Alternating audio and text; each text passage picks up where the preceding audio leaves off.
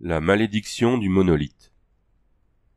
Après les événements relatés dans la Cité des Crânes, Conan monte en grade dans l'armée turanienne et est nommé capitaine. Pourtant, sa réputation grandissante de guerrier de premier ordre et d'homme capable de se tirer efficacement des situations les plus difficiles, au lieu de lui assurer une vie paisible et une solde aisément gagnée, amène les généraux du roi Yildiz à lui confier des missions particulièrement hasardeuses. L'une de ces missions l'emmène à des milliers de milles à l'est, vers le royaume légendaire de Kitaï. Partie 1. Les falaises abruptes de pierre sombre cernaient Conan le Cimmérien, tel un piège. Il n'aimait pas la façon dont leurs pics déchiquetés se profilaient sur les rares étoiles qui scintillaient faiblement. On aurait dit les yeux d'araignée épiant le campement installé au fond de la vallée.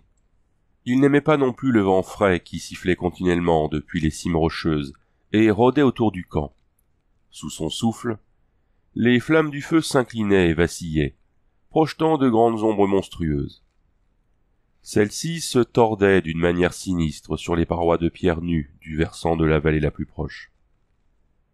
De l'autre côté du campement, de gigantesques séquoias, déjà vieux lorsque les eaux engloutirent Atlantis 8000 ans plus tôt, se dressaient parmi des massifs de bambous et de rhododendrons. Un ruisseau coulait paresseusement hors du bois, passait à proximité du camp en murmurant et s'éloignait pour disparaître à nouveau au sein de la forêt. Dans le ciel, un banc de brume ou de brouillard flottait au-dessus des cimes montagneuses, occultant les étoiles les moins lumineuses et noyant les plus brillantes, comme si elles versaient des larmes.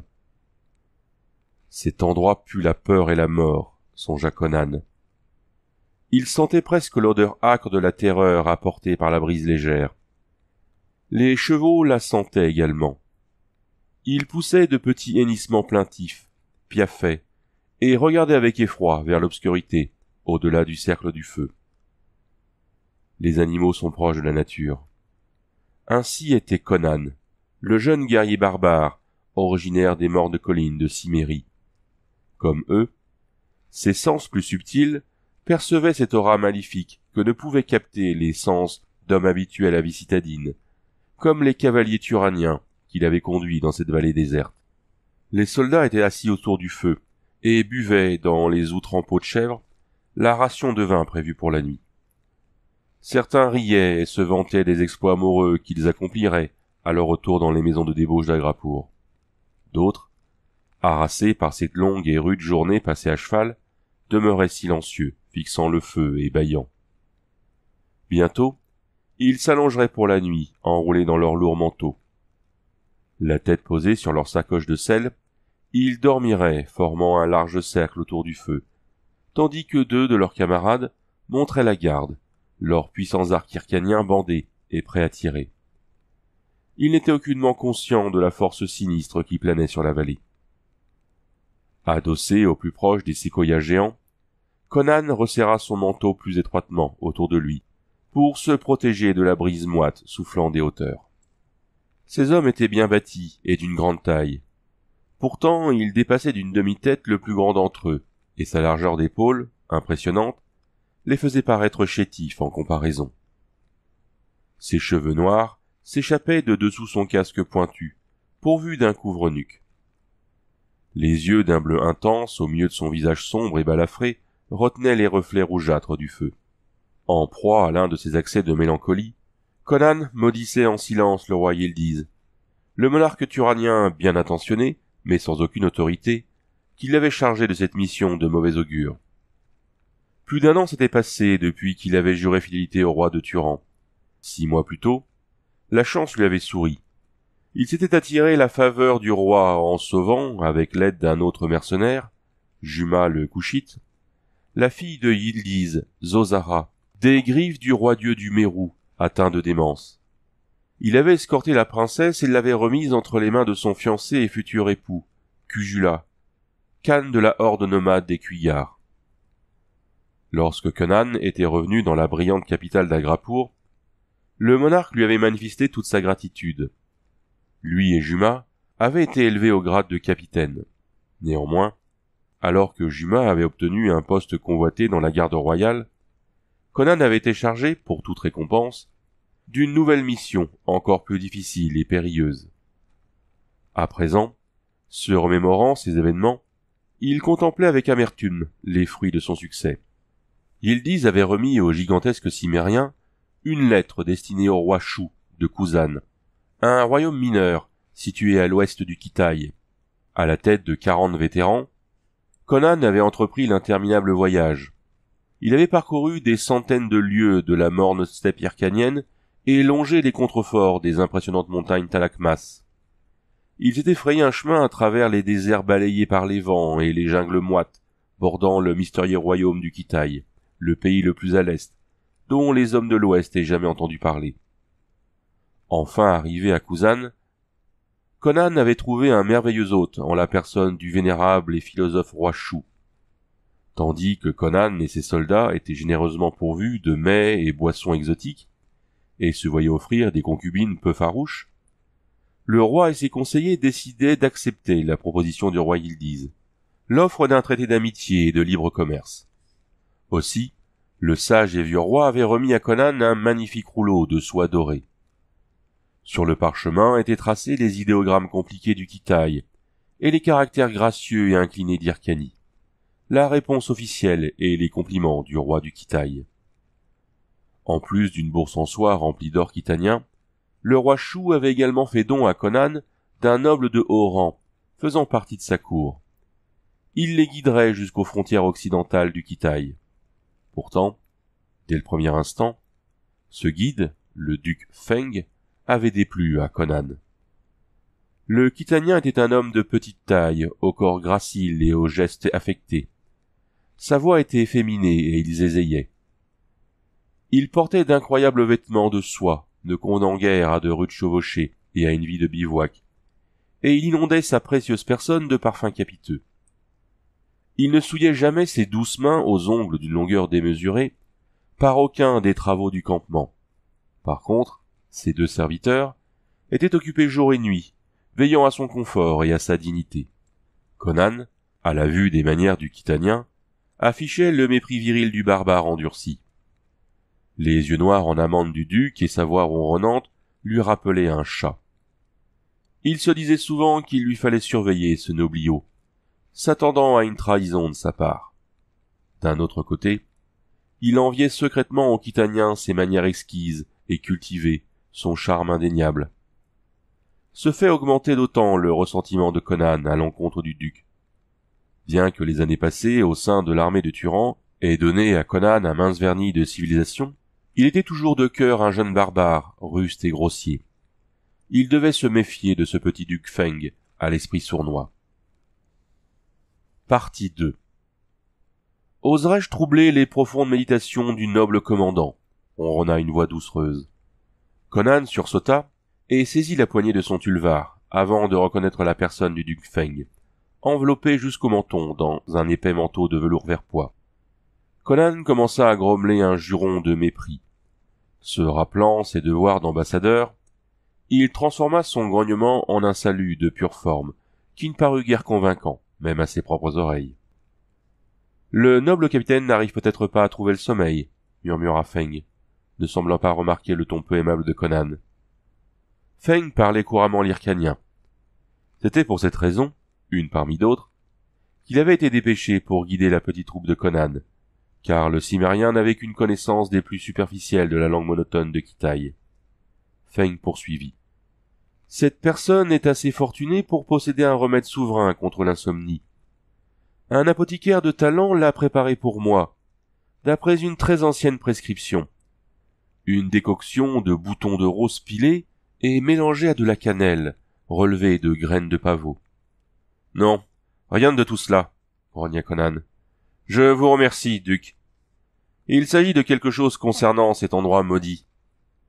Une prémonition étrange me tient éveillé, alors que, en raison de notre longue chevauchée de la journée, je devrais être aussi épuisé qu'un jouvenceau après sa première nuit d'amour. » Les traits du duc frémirent légèrement, comme s'il était choqué par les paroles crues de Conan. Ou bien était-ce seulement le reflet des flammes sur son visage? En tout cas, il répondit d'une voix suave. Je crois comprendre les appréhensions de l'excellent commandant.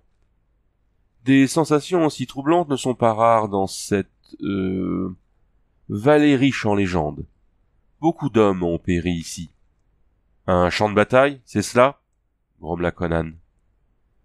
Les épaules étroites du duc s'agitèrent sous le manteau vert. Non, rien de tel, mon héroïque ami de l'Ouest. Cet endroit se trouve à proximité de la tombe d'un ancien roi de mon peuple, le roi Xia de Kuzan.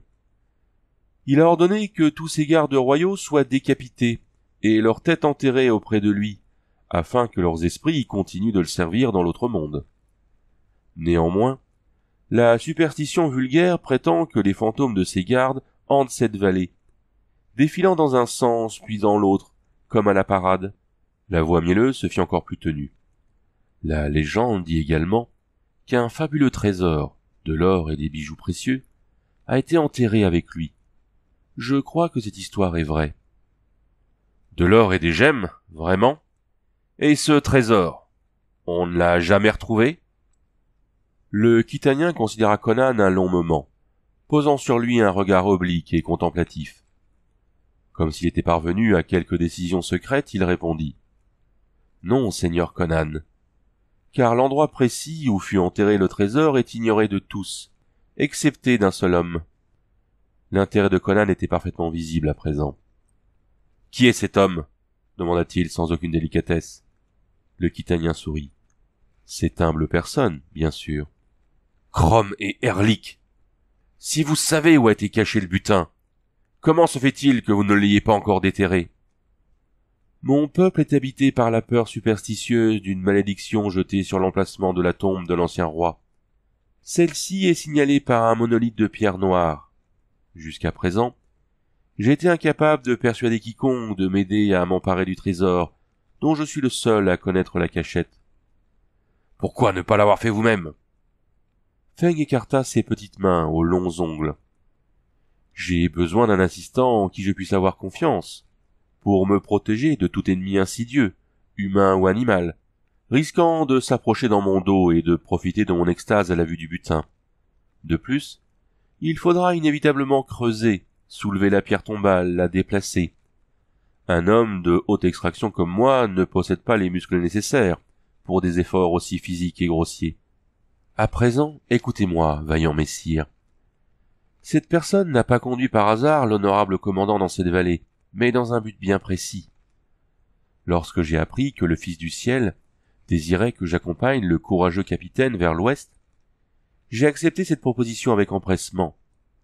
Cette mission se présentait comme un véritable cadeau que me faisaient les autorités divines du ciel, car votre seigneurie possède la musculature de 3 hommes ordinaires. Et étant un étranger venu de l'ouest, naturellement, vous ne partagez pas les terreurs superstitieuses des habitants de Kuzan. Ma supposition est-elle fondée? Conan répondit par un grognement.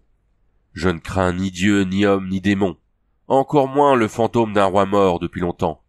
Poursuivez, seigneur Feng. Le duc se rapprocha de lui, de côté. Sa voix s'était faite plus basse encore, se réduisant à un murmure presque inaudible. Alors voici mon plan. Comme je l'ai déjà dit, cette personne vous a conduit ici parce que je pensais que vous étiez peut-être celui que je cherchais depuis si longtemps. La tâche sera aisée pour quelqu'un possédant votre force. Et dans mes bagages se trouvent des outils prévus à cet effet. Mettons-nous en route à l'instant. Dans moins d'1 heure, nous serons riches comme aucun de nous deux n'en a jamais rêvé. Le murmure ensorceleur et ronronnant de Feng réveilla dans le cœur de Conan le désir de butin. Pourtant, un reste de prudence empêcha le Cimmérien de donner son accord immédiat. « Pourquoi ne pas réveiller une partie de mes hommes, afin qu'ils nous aident ?» fit-il d'une voix rauque. « Ou bien vos serviteurs. Nous aurons certainement besoin de quelqu'un pour rapporter le butin jusqu'au campement. » Feng secoua sa tête luisante. « Pas vraiment, mon honorable allié. Le trésor se compose de 2 petites cassettes en or, remplies d'or pur. Chacune est incrustée de gemmes précieuses, excessivement rares. Nous porterons aisément cette fortune, de quoi nous offrir une principauté. Pourquoi partager ce trésor avec d'autres? Étant le seul à connaître sa cachette, j'ai droit naturellement à la moitié du butin. En revanche, si vous êtes assez prodigue pour partager l'autre moitié, celle qui vous revient, avec vos 40 soldats, eh bien, à vous d'en décider. Ce dernier argument persuada définitivement Conan de se rallier au plan du duc Feng. La paie des soldats du roi Yildiz était maigre et souvent versée en retard. En récompense de ses services rendus au royaume de Turan, Conan avait surtout reçu de nombreux compliments, des phrases creuses, où il était question d'honneur et de très peu de pièces d'or sonnantes et trébuchantes. « Je vais chercher les outils, » murmura Feng. « Nous sortirons du camp séparément, afin de ne pas éveiller les soupçons. Pendant que je prépare les ustensiles, mettez votre cotte de maille et prenez vos armes. » Conan fronça les sourcils. « Pourquoi dois-je revêtir mon armure? Juste pour déterrer un coffre? » « Oh, excellent seigneur, de nombreux dangers nous guettent dans ces collines. Ici rôde le terrible tigre, le féroce léopard, l'ours brutal et l'irascible taureau sauvage, sans parler des bandes errantes de chasseurs primitifs. Puisqu'un gentilhomme de Kuzan n'est pas habitué au maniement des armes, votre robuste personne doit être prête à se battre pour nous deux. Croyez-moi, noble capitaine, je sais de quoi je parle. « Ah, très bien, » grommela Conan. « Excellent. J'étais sûr qu'un esprit supérieur comme le vôtre se rangerait à la force de mes arguments. À présent, séparons-nous, pour nous retrouver en amont de la vallée, à l'apparition de la lune. Celle-ci doit se lever dans 2 fois 1 heure environ, ce qui nous donne amplement le temps de nous préparer pour ce rendez-vous. »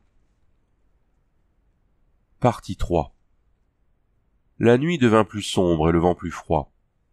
Toutes les prémonitions étranges de danger éprouvées par Conan, dès l'instant où il était arrivé dans cette vallée désolée, au coucher du soleil, ressurgirent en lui, plus fortes que jamais.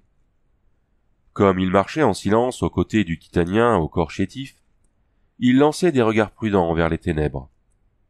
Les parois rocheuses et escarpées se resserraient de chaque côté. Bientôt, il leur fut presque impossible de s'avancer entre le flanc de la colline et le bord du ruisseau qui murmurait et coulait vers la vallée à leurs pieds. Derrière eux, une lueur surgit dans le ciel brumeux, à l'endroit où les cimes montagneuses se découpaient, sombres, sur le firmament. Cette lueur grandit et se changea en une opalescence nacrée. Les parois de la vallée s'éloignèrent de chaque côté, et les 2 hommes s'avancèrent sur le terrain herbu qui s'étendait devant eux. Le cours d'eau décrivait un angle vers la droite, s'incurvait et disparaissait en murmurant parmi les fougères nombreuses à cet endroit. Comme ils sortaient de la vallée, la lune apparut au-dessus des falaises derrière eux. Dans l'air brumeux, elle donnait l'impression d'être immergée au fond de l'eau. Sa lueur blême et trompeuse brillait sur une petite colline de forme arrondie, qui se dressait sur le sol herbeux, exactement devant eux. Au-delà, d'autres collines aux flancs escarpés, couronnées de forêts, se profilaient dans la clarté lunaire aqueuse. Comme la lune répandait une poudre d'argent sur la colline devant eux, Conan oublia ses pressentiments, car à cet endroit se dressait le monolithe dont avait parlé Feng. C'était une flèche de pierre noire, lisse et luisant sombrement.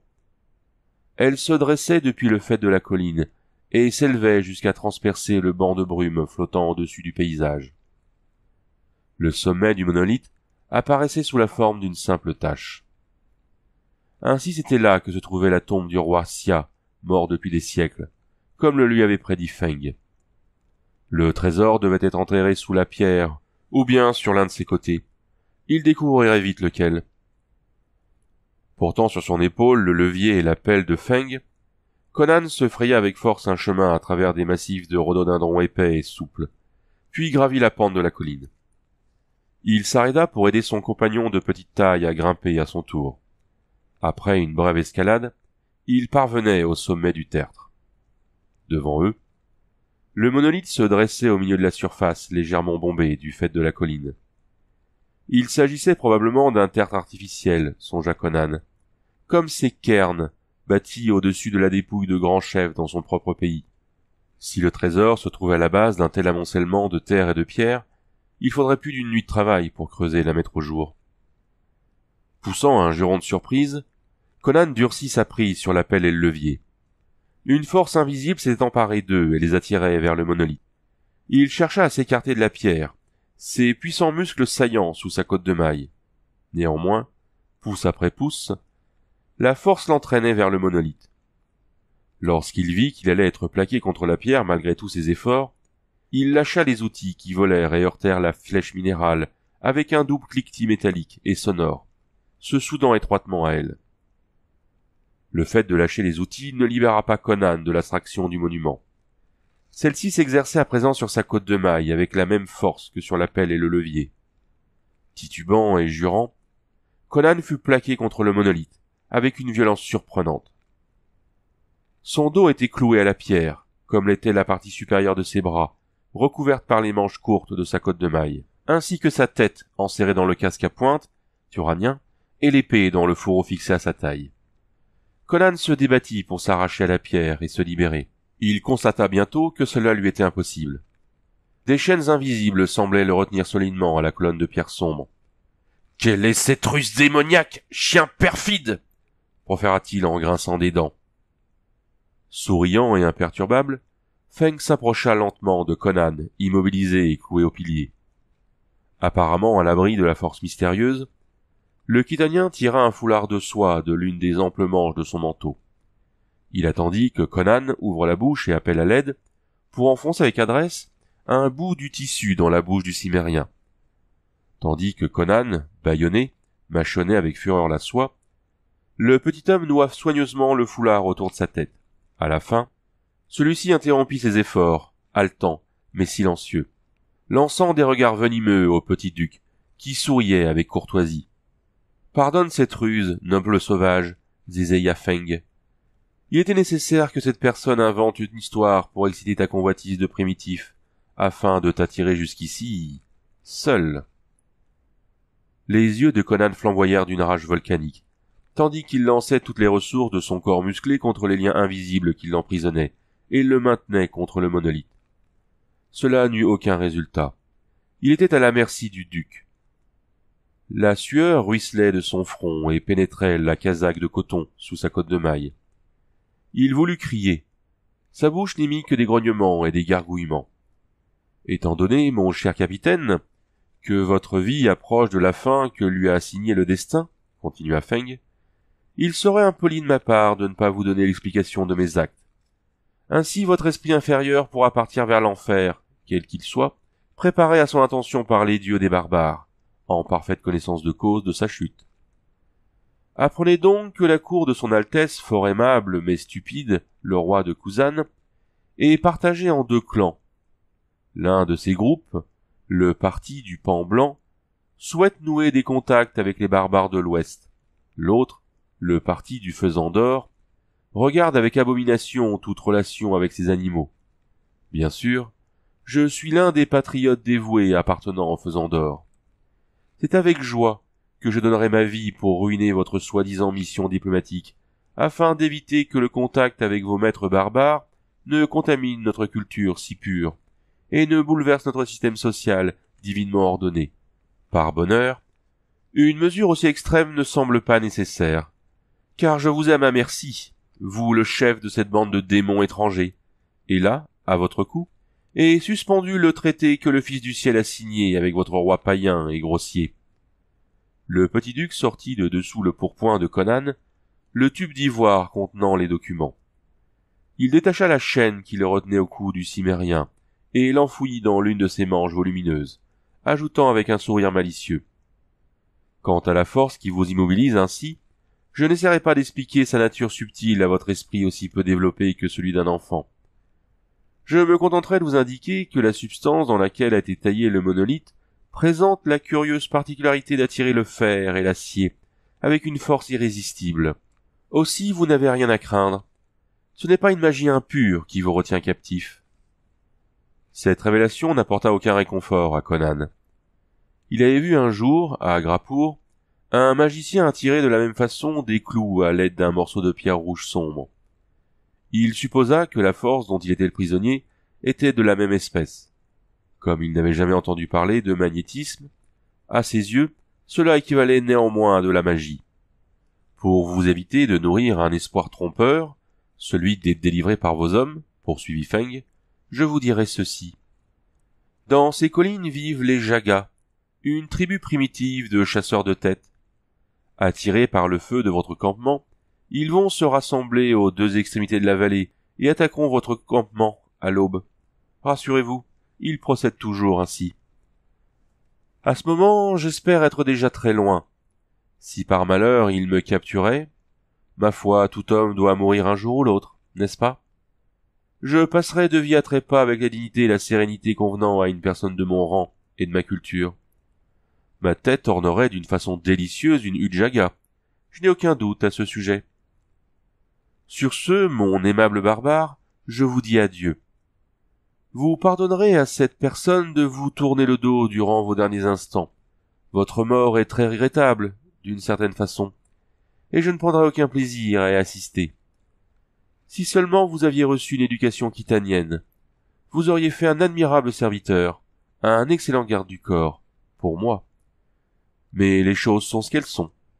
L'ayant salué par une courbette ironique, le quitanien s'éloigna vers le flanc de la colline. Conan se demanda si le duc avait prévu de le laisser ainsi, pris au piège, collé au monolithe, jusqu'à ce qu'il meure de faim et de soif. Si ces hommes s'apercevaient de son absence avant l'aube, ils se mettraient peut-être à sa recherche. À dire vrai, comme il s'était glissé hors du camp sans laisser un mot indiquant où il se rendait, il ne saurait pas s'il devait s'inquiéter de son absence prolongée. Si seulement il pouvait leur faire parvenir un message. Il battrait toute la région pour le retrouver, et aurait vite fait de régler son compte au perfide petit duc. Mais comment les prévenir? À nouveau, il lança toute la force de ses muscles contre la force qui le retenait écrasé contre la colonne, sans succès. Il pouvait remuer la partie inférieure de ses jambes et de ses bras, et même tourner légèrement la tête d'un côté et de l'autre. Mais son corps était solidement retenu par la cotte de maille qui l'habillait. À présent, la lune brillait. Conan se rendit compte qu'auprès de ses pieds et tout autour de la base du monument étaient éparpillés les sinistres restes d'autres victimes. Des dents et des ossements humains s'entassaient, tels des monceaux d'ordures. Il avait dû les piétiner lorsque la force mystérieuse l'avait attiré contre le pilier. À la faveur de la lumière plus intense, Conan s'aperçut avec un certain malaise que ces vestiges étaient singulièrement décolorés. Un examen plus attentif lui apprit que les ossements avaient apparemment été rongés, ici et là, comme si une substance corrosive avait dissous leur surface lisse, pour exposer au regard la matière spongieuse sous-jacente. Il tourna la tête d'un côté et de l'autre, cherchant un moyen de s'échapper. Le quitanien à la voix mielleuse, apparemment, avait dit la vérité. Pourtant il discernait à présent des morceaux de fer maintenus par la force invisible contre la pierre, curieusement maculée et décolorée de la colonne. Sur la gauche, il apercevait la pelle et le levier et l'arrondi d'un casque rouillé. Sur sa droite, une dague érodée par le temps et les intempéries était collée à la pierre. Néanmoins, une nouvelle fois, il fit appel à toute son énergie pour tenter de s'arracher à cette force intangible. D'en bas retentit un son étrange, un air empreint de raillerie, une mélodie engendrant la démence. Scrutant les ténèbres à travers la clarté lunaire capricieuse, Conan vit que Feng n'avait pas quitté les lieux. Le duc était assis sur l'herbe au flanc de la colline. Il avait sorti une curieuse flûte de ses habits amples et tiré des notes de cet instrument. En même temps que la mélodie stridente, un faible bruit de succion parvint aux oreilles de Conan. Cela semblait provenir d'au-dessus de lui. Les muscles du cou puissant du cimérien se gonflèrent comme il tordait la tête pour regarder vers le haut. Le casque à pointe uranien grinça contre la pierre dans son mouvement éperdu. Le sang se glaça dans ses veines. La brume qui avait dissimulé le faîte du pilier s'était dissipée. La lune montante brillait sur, et à travers, une chose amorphe blottie d'une manière obscène au sommet de la colonne. Cela ressemblait à une masse énorme de gelée frémissante, à demi transparente, et cela vivait. La vie, une vie monstrueuse et boursouflée, animait la créature. La clarté lunaire lança des reflets humides sur le corps flasque, tandis qu'il palpitait, semblable à un énorme cœur vivant.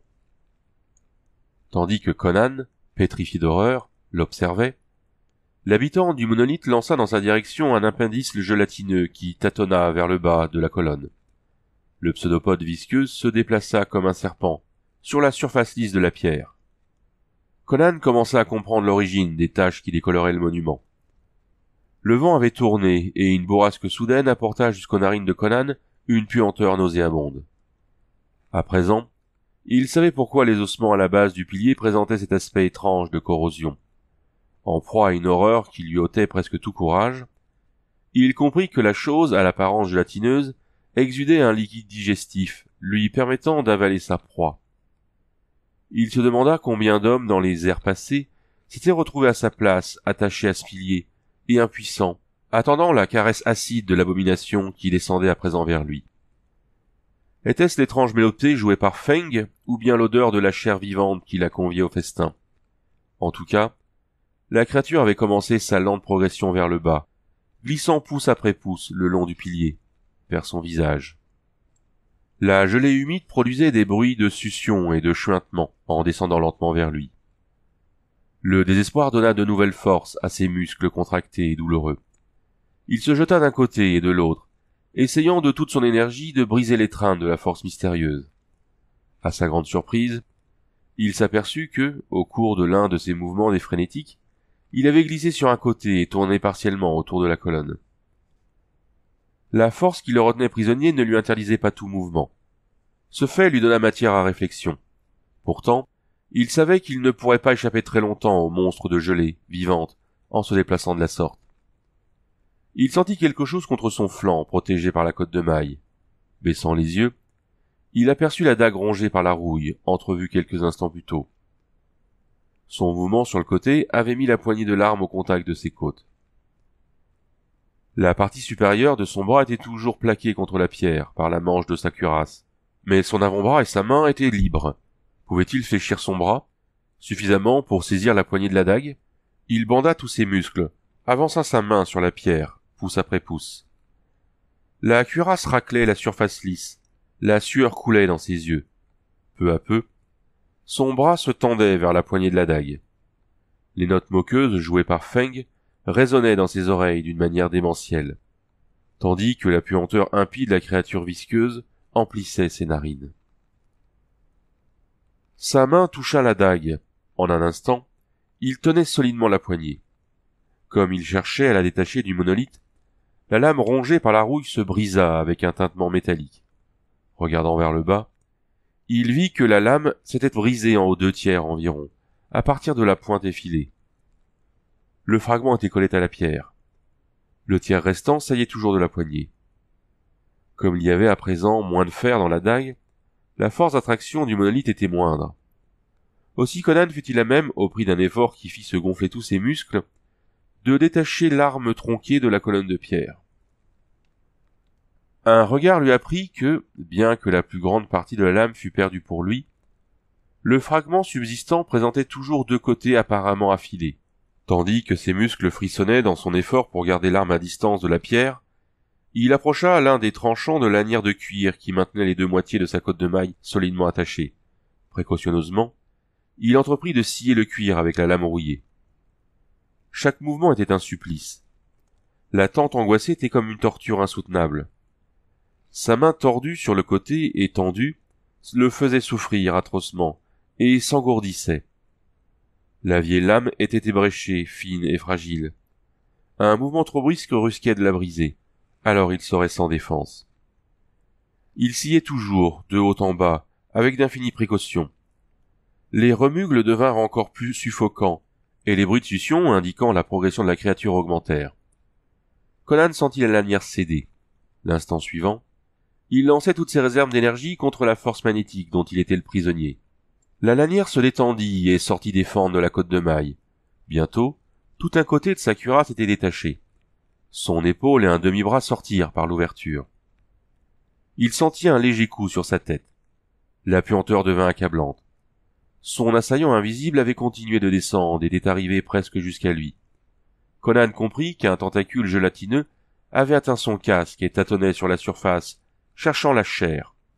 Dans un instant, la substance corrosive allait inonder son visage. Et il sortit frénétiquement son bras de la manche du côté délacé de sa cotte de maille. De sa main libre, il défit son ceinturon d'épée et détacha la mentonnière de son casque. Puis il banda tous ses muscles et se délivra complètement du carcan fatal de sa cuirasse, laissant son tulvar et sa côte de maille collés contre la pierre. Il s'éloigna en titubant de la colonne et s'immobilisa un instant, les jambes tremblantes. Le monde sous la clarté lunaire bascula devant ses yeux.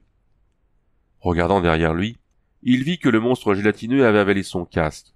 Frustré dans sa quête de viande, il tendait d'autres pseudopodes vers le bas, palpant la pierre, ondoyant lentement et cherchant sous la lumière aqueuse. Au bas de la pente, la lutte démoniaque jouait toujours. Feng, plongé dans une extase inhumaine, était assis sur l'herbe, les jambes croisées, tirant des notes impies de son instrument. Conan arracha le bâillon de sa bouche et le jeta de côté. Il bondit vers Feng tel un léopard sur sa proie. Il sauta sur le petit duc, les mains en avant. Les deux hommes roulèrent au bas de la pente, dans un enchevêtrement de membres s'agitant en tous sens. Un coup à la tempe mit fin au mouvement et à la résistance de Feng. Conan chercha dans les manches amples du Khitanien et en tira le cylindre d'ivoire contenant les documents.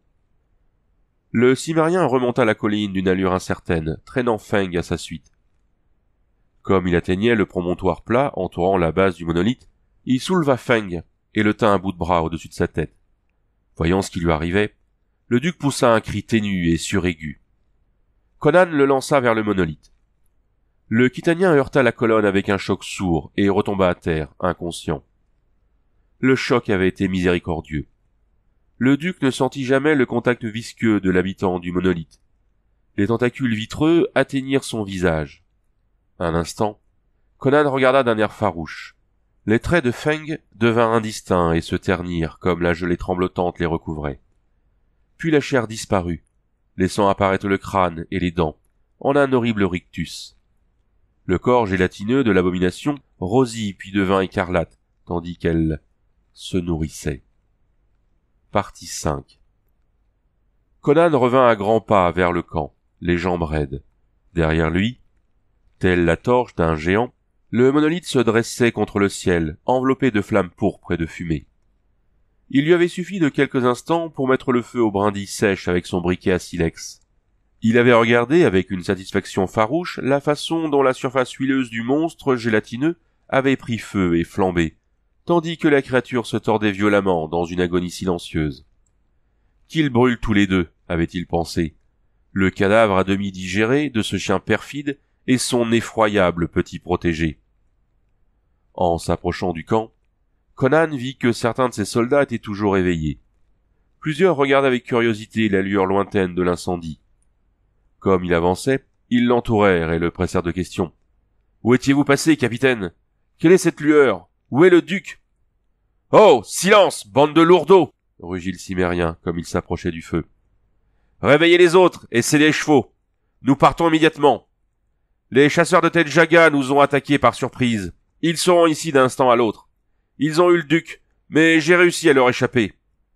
Khusro, Mulaï, remuez-vous un peu si vous ne voulez pas que vos têtes ornent leur hutte démoniaque. Par Chrome, j'espère que vous m'avez laissé un peu de vin. »